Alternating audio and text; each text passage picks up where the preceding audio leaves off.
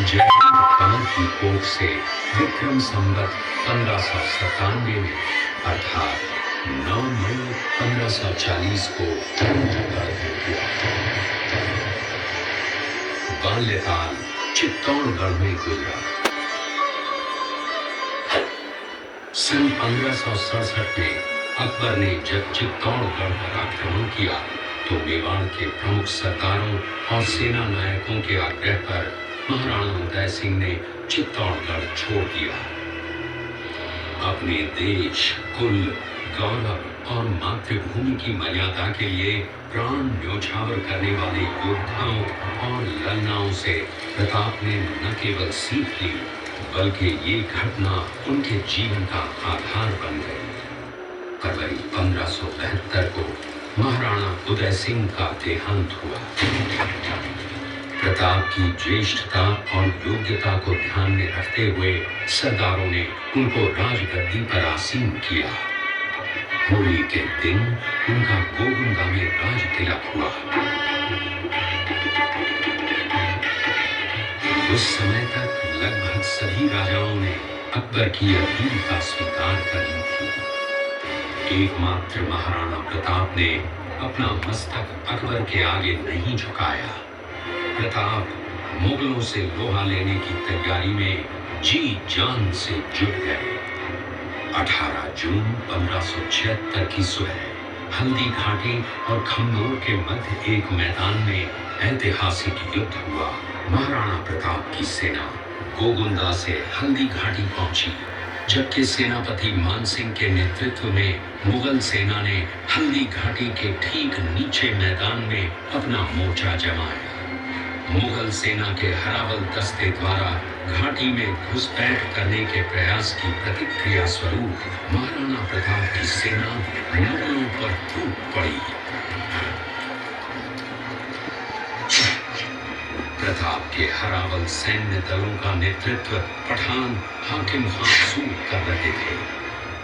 हीरू राणा, जो राणा पूंजा के नाम से भी जाने जाते हैं, उनके नेतृत्व में भील आदिवासियों ने गोरिल्ला पद्धति से युद्ध करते हुए मुगलों के छक्के छुड़ा दिए। देखते ही देखते शाही सेना में खलबली मच गई। रक्त तलाई घोड़ों की टापों, हाथियों की चमहारों और तलवारों की झंकारों से गूंज उठी। चारों तरफ हाहाकार मच गया।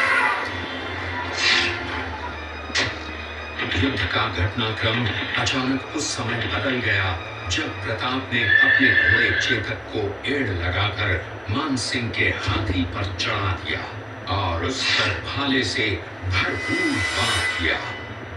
मानसिंह हौदे में दुबक गया। हाथी से उतरते समय चेतक की एक टांग कट गई।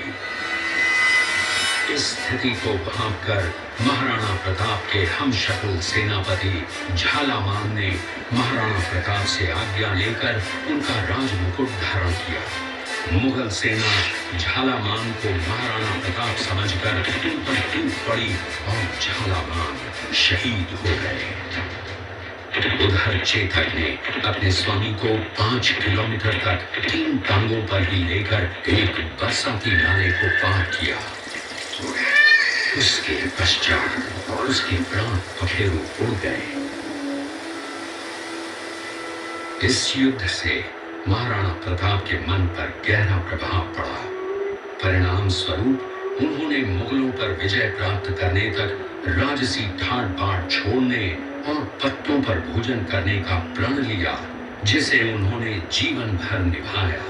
महाराणा प्रताप ने अपना सैन्य बल बढ़ाकर सर्वप्रथम अरावली पर्वत की घाटियों में बसे दिलेर पर चढ़ाई कर विजय प्राप्त की। इसके बाद कुंभलगढ़ पर भी विजय प्राप्त की। सिर्फ चित्तौड़गढ़ को छोड़कर सारे मेवाड़ को अपने अधीन कर लिया। कालांतर में महाराणा ने चावंड में अपनी राजधानी स्थापित की।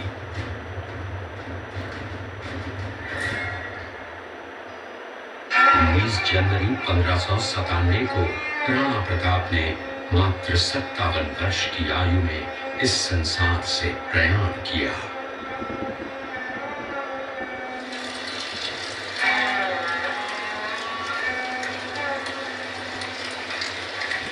काली घाटी का युद्ध एक सांप्रदायिक युद्ध न होकर आत्मसम्मान, मातृभूमि की स्वतंत्रता व स्वाधीनता का संघर्ष था। इसका प्रमाण ये है कि जहां पर अकबर की सेना के सेनापति जयपुर के राजा मानसिंह थे, वहीं पर महाराणा प्रताप की सेना के सेनापति काबुल के हाकिम खां सूब थे। महाराणा प्रताप स्वतंत्रता की वेदी पर एक ऐसा अंगारा था जो आत्मसम्मान व देश गौरव के लिए दिन रात जलता रहा, धधकता रहा और अंत में बुझकर भी उसने देश में ऐसा लौह भर दिया जिसकी प्रखर किरणों ने भारत माता को गुलामी की जंजीरों से मुक्त कराने के लिए सदा प्रेरित किया।